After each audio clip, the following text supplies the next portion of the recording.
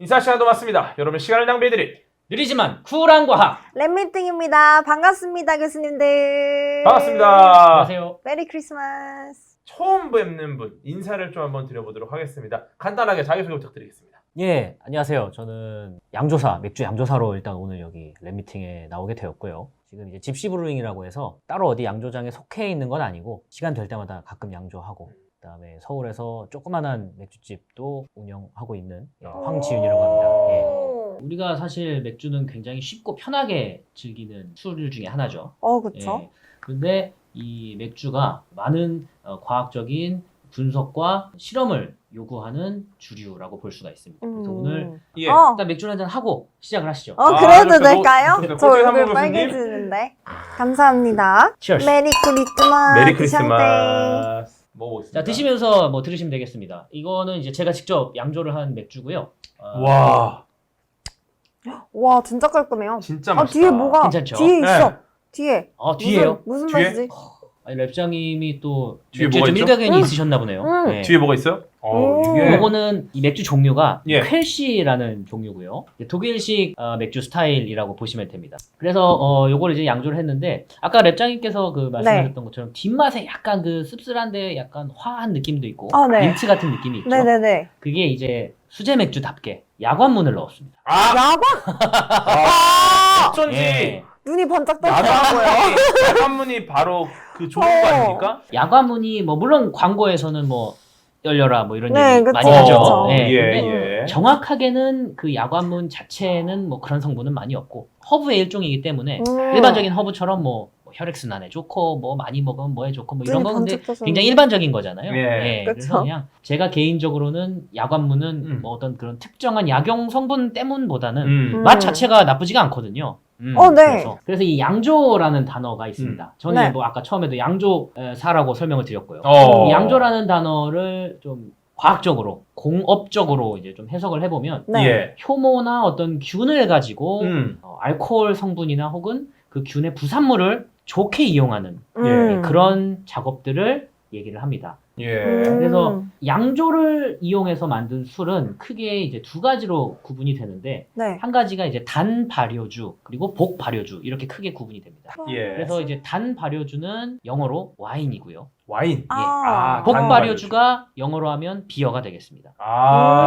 어떤 차이가 있을까요? 그냥 단어만 들었을 요- 때는 하나만 이용하고 뭔가 복합적으로 이용하고 약간 예, 이런 맞습니다. 걸로 예. 보여지는. 가성비 아니겠습니까? 가성비. 정확하게는 술을 만들 때 쓰이는 원재료를 음. 한 번에 이용하느냐 한 번에 가공을 거쳐서 이용하느냐 오. 이렇게 이제 생각을 할 수가 있습니다. 예. 단 발효주는 와인, 그러니까 과일을 가지고 네. 발효를 시켜서 양조를 하는 술인데 예. 이 과일은 이미 과일 자체가 글루코스나 그 단당류, 이당류 성분이 들어있기 때문에 예. 이게 효모를 딱 넣었을 때 효모가 바로 발효를 할 수 있는 거죠. 그래서 다른 과정 필요 없이 그냥 원재료에 효모만 딱 때려 넣으면 술이 된다. 그렇군요. 포도나 혹은 뭐 사과, 배, 사과. 이런 친구들은 당분이 굉장히 높기 때문에 그렇게 이제 저장이 오래되어도 부패의 가능성이 상대적으로 적고 그렇기 때문에 자연적으로 지나가던 효모가 딱 떨어져서 발효될 확률이 높았기 때문에 인류의 초창기 때부터 술로서 개발이 되기가 쉬웠던 거죠. 복발효주는 비어라고 말씀드렸죠. 예. 네. 비어인 이유는 그 곡물에 효모를 바로 넣었을 때 그 효모가 그걸 분해하지 못하기 때문에 예. 인간이 한번 곡물을 당화를 시켜주는 과정을 거쳐야 되기 때문에 복발효주라는 이름이 붙은 겁니다.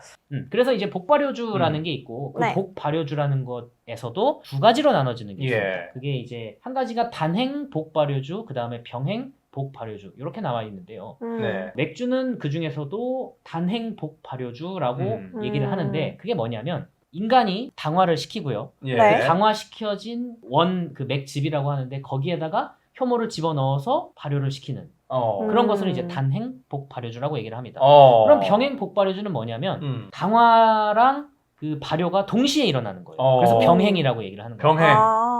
이거의 이제 대표적인 술이 바로 우리나라 전통주 막걸리가 되겠죠. 막걸리 전문가 나오시면 바꾸겠습니다. 일단은 그렇죠. 저는 네. 맥주 스타일입니다. 맥주는 인류가 지금까지 발견한 자료 중에서 레시피 피가 구체적으로 기록되어진 가장 오래된 음료예요. 저 이집트인가요? 예, 저기 이제 피라미드에서 아. 발견된 그 벽화? 근데 저런 게 이제 상형 문자니까, 그죠? 아. 예, 여기인데, 저기 이제 맥주를 마시는 장면이라고 설명이 되어 있습니다. 예. 그, 이 고대에도 이 네. 술을 먹으면 취한다는 거는 이미 다 사람들이 알았고, 취하는 행위 자체를 예. 굉장히 성스럽게 느꼈다는 거예요. 저 아. 꽐라 운반 너무 웃기다. 저거 우리 MT 때 많이 보는 모습인가? 예, 맞습니다. 예. 야, 이집트 때도 저게 있었어요? 그렇죠. 와. 그 집 밑에 설명 보시면, 꽐라 운반이. 예, 드링킹 파티. 예. 오, 야, 저게 드링킹. 야. 역사라는 게 또 발굴을 하다 보면 예. 또 바뀌고 그러는 거 아니겠습니까?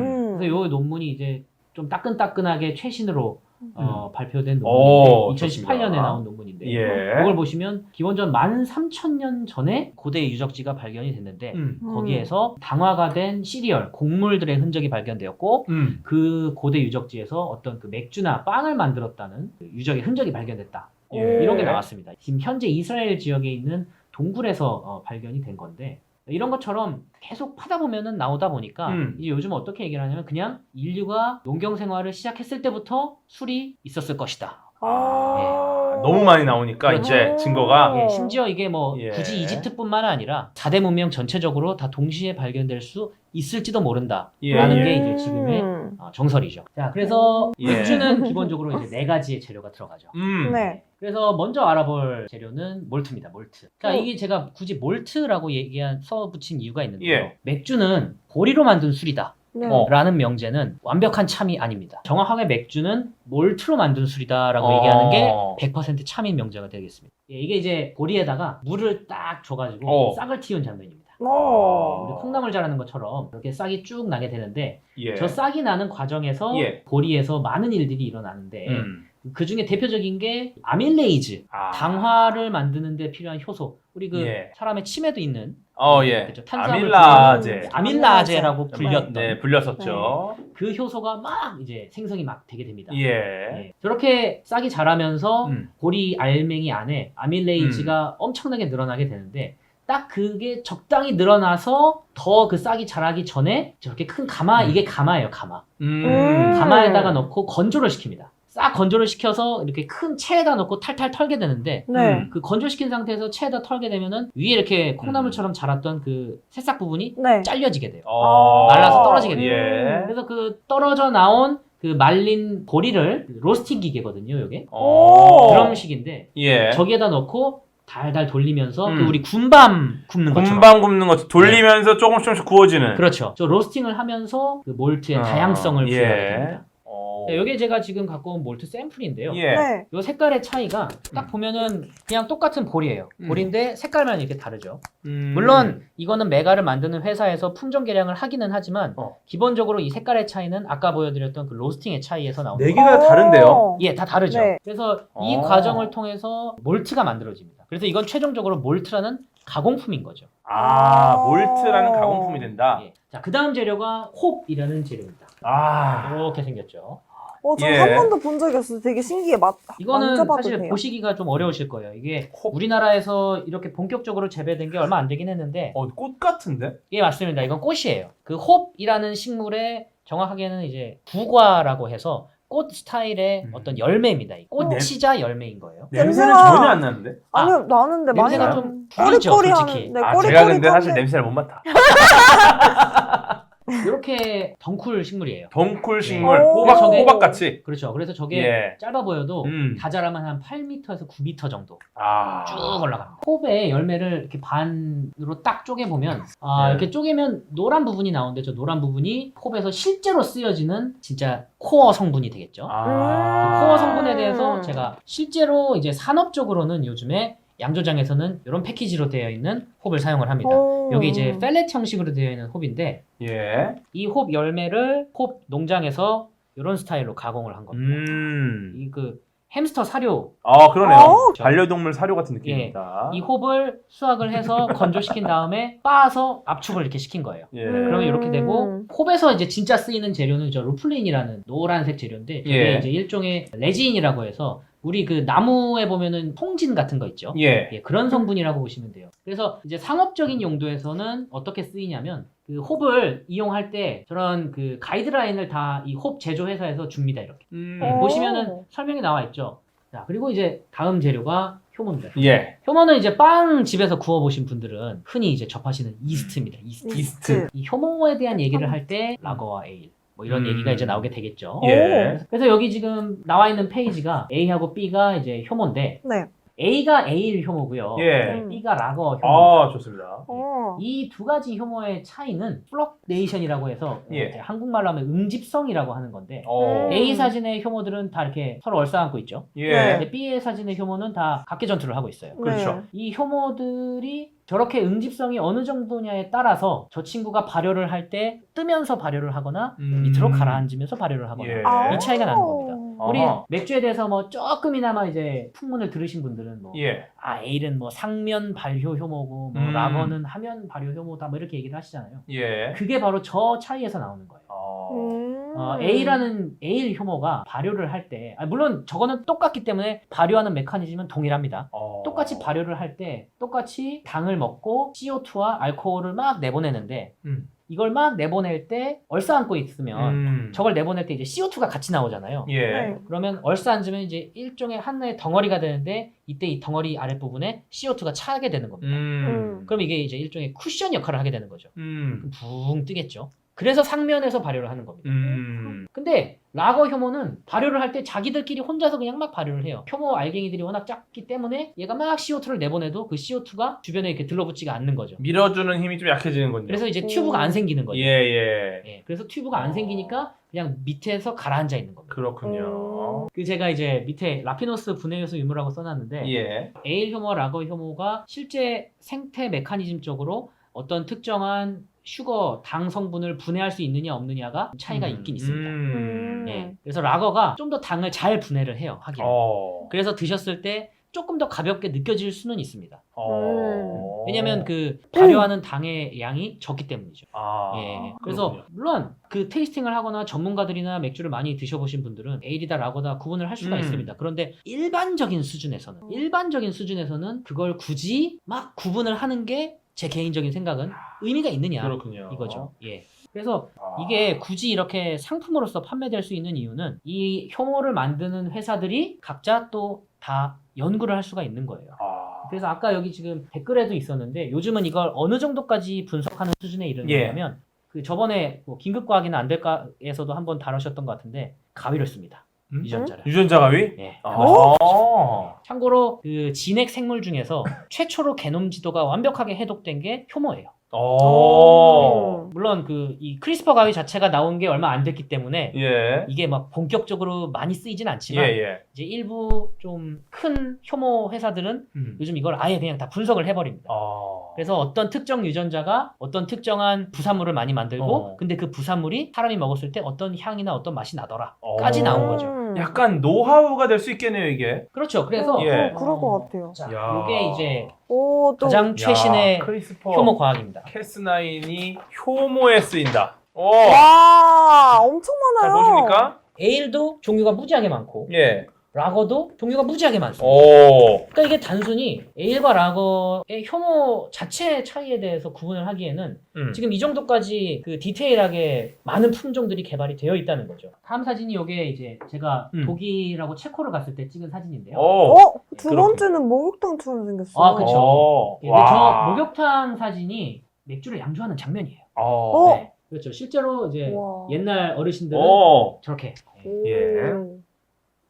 끓는 것 같죠. 우와, 왔다 위로 막 올라갔다가 내려갔다가 하네요. 저게 이제 효모의 그 라이프 사이클에 따라서 부악 하고 올라갔다가 또 죽었다가 또 올라갔다 죽었다가 와, 넘친다. 야, 꽤 경관이다. 저게 지금 이게 이제 타임 랩스로 쫙 당긴 거긴 한데 보통 저게 한 3일에서 4일 안에 다 일어나는 일입니다. 멋지네요. 신기하다. 볼만하네요. 그리고 이제 다 끝나면 저렇게 쫙 빼갖고 쫙 빼고 이제 탱크에 넣고 청소하고 숙성을 이제 하는 거죠. 그래서 이제 산업적으로는 크게 건조 효모, 액상 효모 이렇게 두 가지를 쓰는데 아까 제가 오늘 갖고 왔던 건 이게 건조. 전 액상은 파우더 처음 향이고. 봐요. 예, 액상이 유통기한이 짧습니다. 그리고 액상은 얼면 안 되잖아요. 그래서 냉장 보관을 해야 되고요. 대신에 보관도 이제 쉽지 않고. 건조 효모는 건조돼 있으니까 보관이 상대적으로 편하죠. 유통기한도 길고요. 건조가 또 단점이 있지 않겠습니까? 그래도? 그렇죠. 이 건조를 하는 과정에서 이게 이제 동결 건조 방식을 쓰게 예. 되는데 이 과정에서 삼열율이 굉장히 높아요. 약간 비리비리해지는군요. 다 죽어버립니다. 그래서 이게 아. 지금 요 팩에는 이게 11.5g인데 예. 이 중에 거의 한 10g은 시체만 있는 거예요. 이미 시체다. 어. 아, 그래도 괜찮긴 하죠. 아니 그럼요. 그걸 어. 이제 다시 키우는 게 이제 양조사가 이제 효모를 넣어서 다시 키우는 그렇죠. 과정이죠. 하지만 액상은 꽤 많이 살아있다. 거의 살아있습니다. 어. 그렇기 때문에 이제 액상 효모는 훨씬 더 다양한 그 스트레인을 만들 수가 있어요. 아, 균주가 역시. 굉장히 세분화될 수가 있습니다. 이 마지막 재료가 예. 물인데 물. 물은 좀 간단하게 넘어가겠습니다. 예, 왜냐하면 좋습니다. 이게 굉장히 화학적으로 좀 복잡하고 음. 물은 용매죠. 그러다 어. 보니까 굉장히 다양한 화학적 일들이 일어나는데 어. 네. 그걸 이제 다 설명드릴 수는 없고 제가 그 구글 지도에서 이렇게 두 가지 체크를 해놓은 도시가 오. 하나는 체코의 필젠이라는 도시고요. 예. 하나는 영국의 이 버톤 온 트렌드라는 도시입니다. 응. 두 가지 도시에서 제일 유명한 맥주 스타일 두 가지가 등장을 하는데 오. 필젠에서 나온 맥주 스타일이 필스너고요. 예. 버톤 온 트렌드에서 나온 맥주 스타일이 페일 에일이 어. 되겠습니다. 그렇군요. 근데 이 그 두 맥주가 그런 스타일을 가지게 된 결정적인 계기가 바로 그 지역의 지하수의 미네랄 함량 때문인 거죠. 아, 오. 이게 미네랄 함량으로도 물맛이 꽤 바뀌거든요. 그렇죠. 근데 심지어 이 맥주에서는 그게 네. 굉장히 더 드라마틱하게 나올 수 있는 게 이 어. 용매 아까 물이 용매라고 말씀드렸잖아요. 예. 그리고 이게 네. 화학적인 어떤 그 메커니즘이 있기 때문에 예. 그 화학적 메커니즘에서 각 음. 미네랄들이 하는 역할이 생각보다 꽤 큰 겁니다. 어. 물론 그렇군요. 이거는 이제 분석을 하다 보니까 알게 된 거긴 한데 오. 예. 재료에 대해서는 뭐 어느 정도 설명을 드렸고 예. 네. 만드는 거를 설명을 드리겠습니다. 예. 일단 메가를 이제 빻아야겠죠. 아까 그 보셨던 그 메가를 그래서 저렇게 분쇄를 하고 이게 이제 그 당화라는 과정입니다. 요게 이 양조사가 하는 맥주를 만들 때 하는 가장 중요한 과정이에요. 예. 네. 왜냐하면 당화는 결론적으로 효모가 먹을 밥을 만드는 과정 어. 아니겠습니까? 그런데 아까 처음에 설명드렸지만 맥주는 양조사가 만드는 게 아니라 효모가 만드는 거거든요. 그렇죠. 효모한테 밥을 잘 줘야 일을 잘하잖아요. 어, 그래서 당화 과정이 매우 중요합니다. 이렇게 당화는 아까 그 빻은 거를 물에다 넣고 예. 이렇게 휘휘 저어주면서 아. 적당한 특정한 온도대에 맞춰서 대략 1시간 정도 당화를 시켜줍니다. 그래서 이 과정에 대해서 조금 더 과학적으로 설명을 드리면 이런 게 있습니다. 오. 이제 보통 실제 커머셜에서도 1시간 정도 당화를 하는데 이 그래프는 그 아밀레이즈의 활성 그래프입니다. 그래서 알파 아밀레이즈와 베타 아밀레이즈 두 가지 그 아밀레이즈가 가장 이 메가에 많이 함유되어 있는 효소인데요. 아. 저 예. 두 메인 효소가 탄수화물을 단당류나 이당류로 쪼개주는데 쓰는 겁니다. 예. 그런데 저 아밀레이즈는 각자 특정 온도대가 있어요. 가장 활동을 잘하는. 오. 그래서 알파 아밀레이즈가 조금 더 높은 온도에서 활동을 잘합니다. 그리고 베타 아밀레이즈가 조금 더 낮은 온도에서 활동을 잘해요. 예. 자, 여기 보시는 저 육각형 검은색 쭉 고리가 예. 이제 아밀로스 혹은 아밀로펙틴 뭐 이런 그 탄수화물의 대략의 그림이고요. 화살표 보이시죠? 예. 색깔별로 나와 있는데 네. 저 화살표가 각 효소들이 작용을 하는 작용점인 겁니다. 오. 보시면은 베타 아밀레이즈는 화살표가 적은데 어. 알파 아밀레이즈는 화살표가 많죠. 예. 네. 저 말은 알파 아밀레이즈가 저 화살표에 전부 반응한다는 뜻이 아니라 랜덤하게 반응한다는 뜻입니다. 아. 그래서 알파 아밀레이즈가 반응을 하면 저 육각형 고리 하나가 이제 글루코스, 포도당이죠. 그렇죠. 포도당이 하나가 생기거나 어. 2개짜리가 생기거나 어. 3개짜리가 생기거나 이렇게 될 수가 있는 거예요. 어. 그런데 베타 아밀레이즈는 저 non-reducing end라는 게 이제 비환원성 말단이라는 건데 저 특정한 고리의 두 번째 고리만 끊어줄 수 있습니다. 야.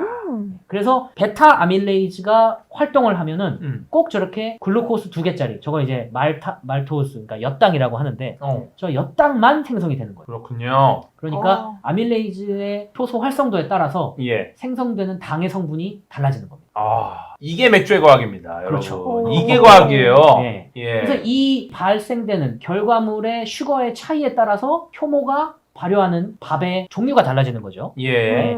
뭐 효모도 당연히 효모니까 좀 간단한 그 이왕이면은 잘게 잘라진 게 소화하기 쉬울 거 아니에요. 그렇죠. 그래서 이제 글루코스나 말토즈가 주로 소비가 먼저 되고 음. 랜덤하게 끊으니까 3개, 4개나 혹은 이렇게 고리형으로 끊어진 거는 효모가 발효를 못 합니다.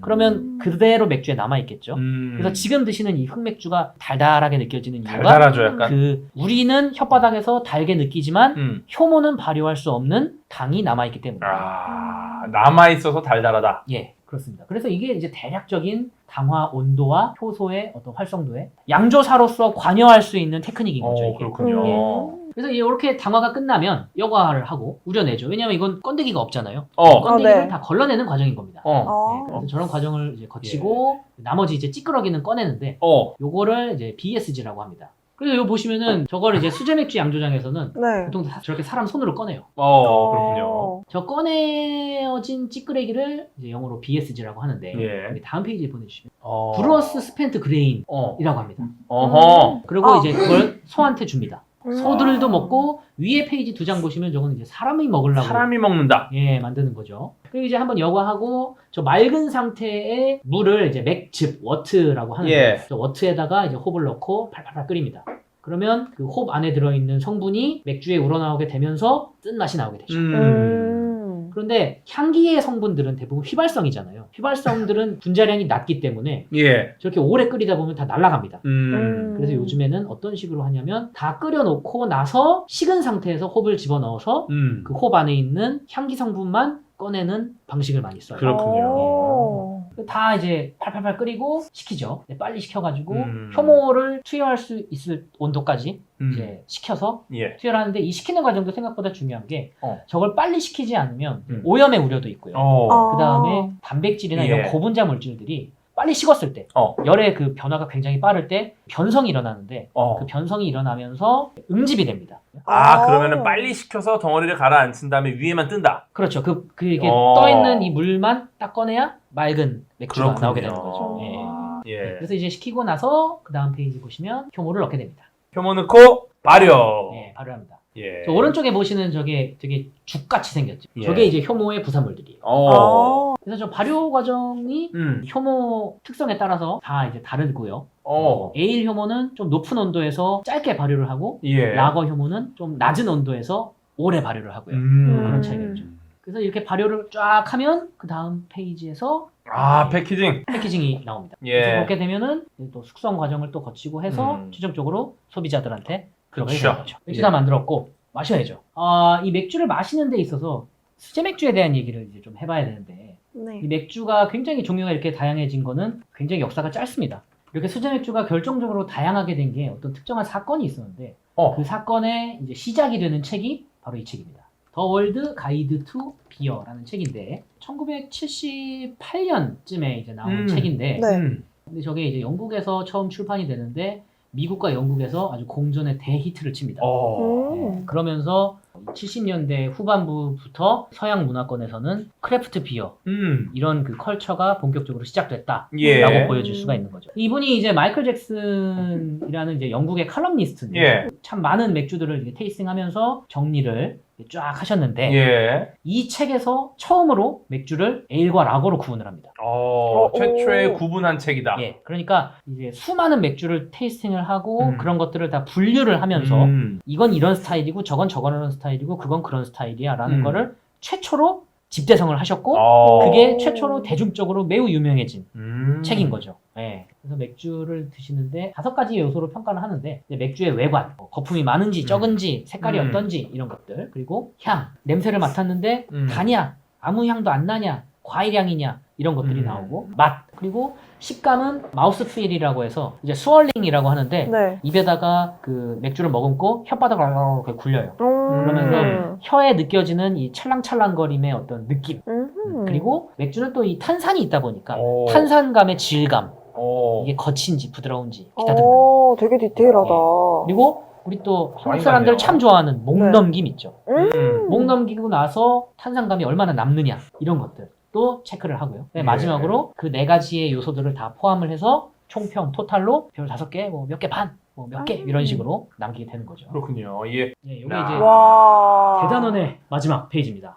주기율표인데 맥주 스타일을 다 갖다 붙인 거예요. 우리가 이 과학에서도 굉장히 이런 그 스테레오 타입이라던가 어떤 현상을 단편적으로 보는 거에 대해서 좀 경계를 하지 않습니까? 그렇죠. 항상 새로운 차원을 보고 여러 측면을 여러 봐야 돼요. 측면을 봐야 되고 예. 이런 게 있는 것처럼 이 맥주 종류도 굉장히 이렇게 다양한 종류들이 있는 거예요. 야, 주기율표 이름 좋다. 맥주. 그렇죠. 맥주기율표. 주기율표.